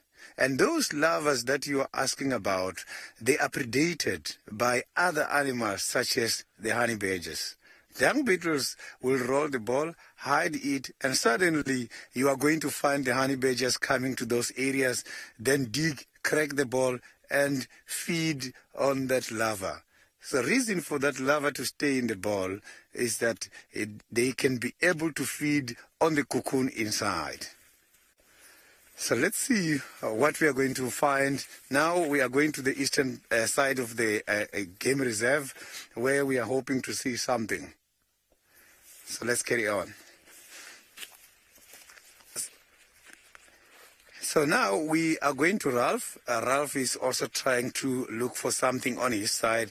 Maybe at this stage Ralph already got something to show us.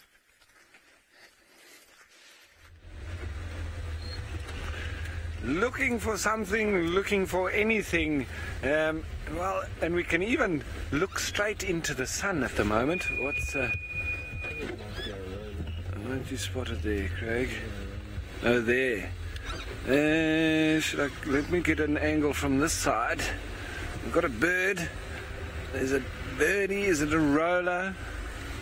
Looks like it might be a throw punt. Yes. Well done, Craig. There he is. Lovely. Lilac colour there that you can see.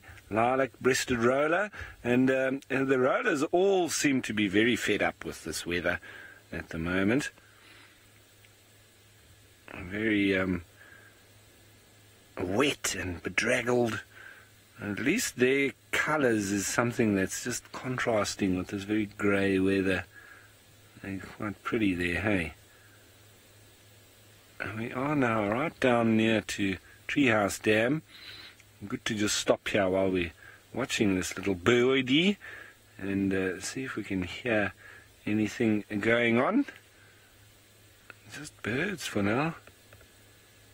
You hear the tap-tap of a woodpecker, possibly just trying to get some bark off of the trees around and get to the wood-boring beetles below. Beetle larvae. Difficult to see though.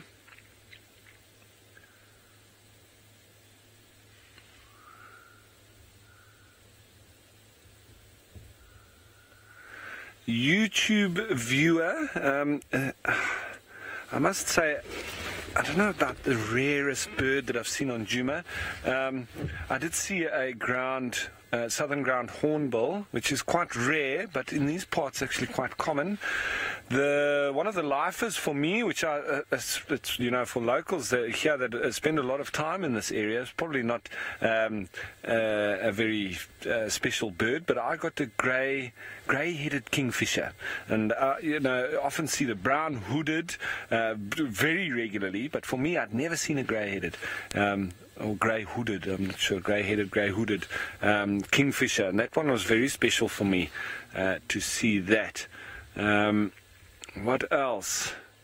There's some of the courses, even the bronze-winged courses, they're quite common in these parts, but you don't generally see them in too many other areas.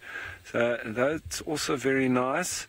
I know that Tristan, he got a picture, so I didn't actually see it, but of the pennant-winged nightjars, which is a very, very beautiful bird to see, especially when they've got their breeding plumage, which is those streamers that they've got off the edges of their wings. Now, I've seen a couple of those, not on Djuma, but in the area on Salati Game Reserve. I worked there for a couple of years, training students to be guides, and I spotted a couple of them, and then after I saw them, I actually, during their breeding season, I actually called them on my little phone. At the time, it was one of those older Blackberries, those sort of just pre to the smartphone sort of craze, or once that came in, I had all the bird calls on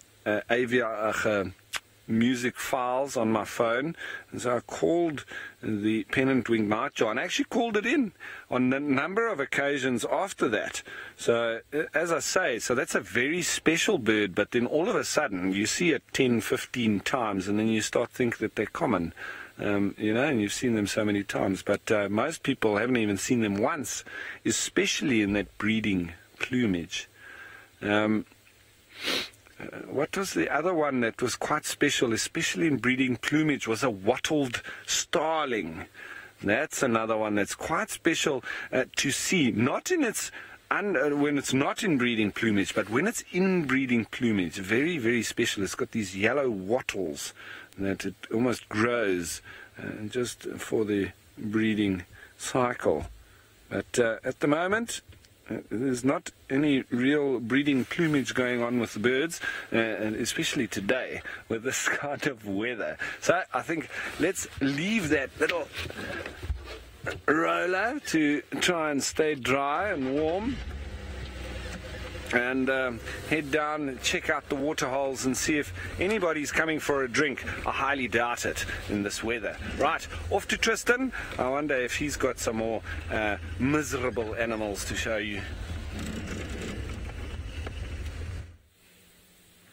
Well, yes, there's some mouse birds that are looking rather miserable up in the tree.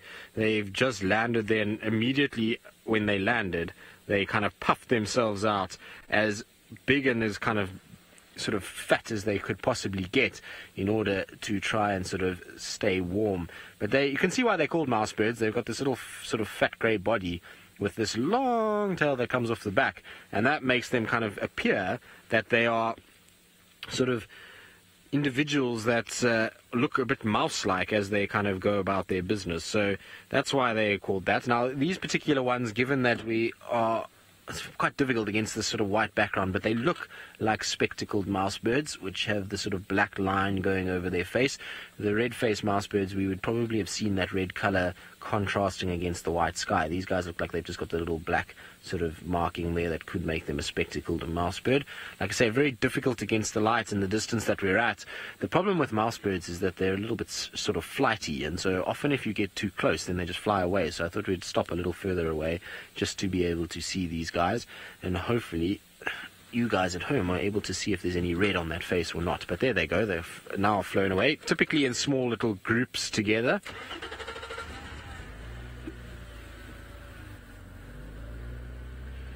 So Tony, who's all the way in New Zealand now, I'd imagine Tony once must have been a South African, because he has just commented that it's wonderful, his first sighting of macevoels, which is basically a mouse bird in Afrikaans. And so if he knows Afrikaans, then maybe spent some time in South Africa, or lived in South Africa, or what is South African, should I say. So Tony, if you are living in New Zealand now, I hope that you are having a wonderful time there, and that you do not defect and start supporting the All Black rugby team, because that will not go down very well at all. You can't move over there and be a traitor. You have to still stay a South African Springbok rugby supporter, as hard as it may be these days, given that we are not probably on the same level as the All Blacks lately. But we're getting there. We've made a bit of a turnaround this year, and things are slightly better, but still a long way to go before we're able to compete with the likes of the All Blacks.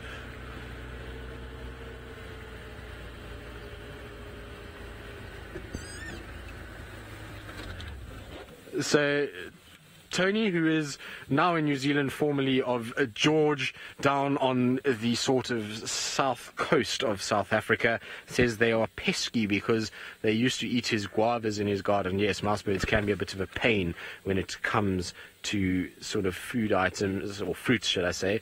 They're often getting into fruits. I remember my grandfather had the same problem with his guavas too, with his kind of mouse birds coming in and eating everything. So they can be a bit of a pain. Tony, do you have any painful birds in New Zealand that eat your fruit, or do you grow fruit in New Zealand? I don't know what fruits actually do grow there. I've never actually been to New Zealand, so I wouldn't know. But I wonder if there's maybe some birds there that are naughty like our birds. I would imagine so. Now Louise is going to put her foot in it here, but she says she thought only sheep grew in New Zealand. Well, there's other things. There's also those crazy birds. What are they called again? I think they're called a kia, something like that, that are bloodsuckers that go and land on the sheep and then bite them with their beaks and then drink the blood from them, which is pretty nasty. It's not a very nice bird at all. It flew away. There was a... no, it's fine. Unfortunately, it was a Melba finch, or green-winged pitilia is the new name, or pitilia, as some people say. So, yes, Those birds are rather scary. I wouldn't want those here. Imagine being attacked by a whole bunch. I suppose it's like that Alfred Hitchcock movie. Anyway, let's send you back across to Sydney and see where they've gotten to. I know Herbie was on the radio just now, so I wonder if they've maybe found some sort of sign of an animal moving about. Yeah, I have been looking around this area and it has been difficult for me to find something. However, I have got something very interesting for you. If you can just check here, right behind me, I have got some of the very big nests there. And this nest, they confuse a lot of people. This is a weaver's nest. This is from the buffalo weaver. So these birds, they can share the same tree with the other different species. Some other animals such as the batelias, those birds, as well as the vultures, they also come here and put their nests so that they can be able to confuse some of the predators that they've got a nest there. So when seeing the nest together like this, you're going to think, oh, no, these are all for the buffalo weavers. It's not only the weaver who stays there. Buffalo weavers are also part of the small five. Let me now give you a list of the whole category of the small five. A small five is a group consisted of the antlion, the one we just saw earlier on, the buffalo weaver, we have got the leopard tota, we have got the elephant shrew, and the rhino beetle. So these buffalo weavers, they are very much polygamous, whereby you're going to find that one male is responsible of a lot of females. It can be up to 6 to 8 different females. So right in there, this male is going to be responsible and is going to even defend some of those chambers whereby the females are staying. Females as well, they always make sure that they defend the other females coming from outside to enter in those nests.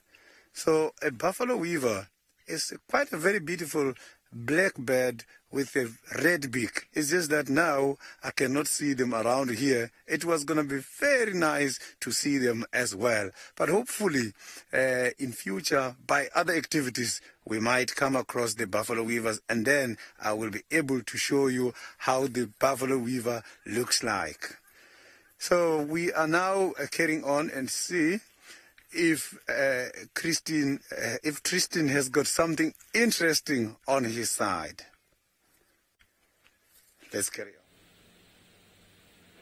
on. I do. I have a very, very cool steenbok that is as relaxed as one can get. It's kind of just sitting in behind this vegetation, trying to sort of hide away slightly, but it is super chilled. You know, we don't often get to see steenbok for long periods of time, and we've been sitting here for, I'd say, maybe 4 or 5 minutes, and it's just relaxed. And you can see it's now having a little feed, starting to get little leaves, and if a steenbok starts feeding at this proximity to you, then you know that they are very, very chilled. Generally, they'll start running away, and if it's uncomfortable in any way whatsoever, it will stop feeding. So the fact that it's starting to feed means that it's decided we are not anything to worry about. And I wonder if this is not the steenbok that we see sometimes on foot, because on walk sometimes we find a little steenbok that just stares at us, and you can almost walk within sort of 10 meters of it, and it doesn't run away, which is a little bit unusual. Yes, lovely chewing style it's got too. It's kind of very purposeful with its chewing, isn't it? It makes sure that that leaf gets crushed as best as possible. But how cool is that? It's not very often we actually get to be able to see a little steenbok that up close. And this is a little male. You can see the horns that are coming out the top. It's not a massive, massive individual, but it is an adult male who I'm sure is territorial in this area. And you'll find that generally there is a female somewhere close by. I haven't seen a female this time, but I would imagine that somewhere close by there will be a female. But you can see it's kind of watching us, and it's not sure whether to carry on feeding or if it must move. And the reason why it shot its head up like that was not because of us, but it was because a bird just made a little alarm call, and so it shot its head up just to have a little look around, make sure that there's no sort of sign of any danger, and there we go, back to feeding again. Now these guys will be very happy with the weather that we've had this morning, and the reason why they'll be happy is because that misty weather would have left a lot of moisture on the leaves of a lot of these plants. Now steenbok don't actually need a lot of water, and they will be able to get that moisture just from the misty kind of air that is, or the water vapor that is collected on the leaves themselves, which is going to make things very easy. It means it doesn't have to trek to go and find water anywhere. It's able to just do it in its little area.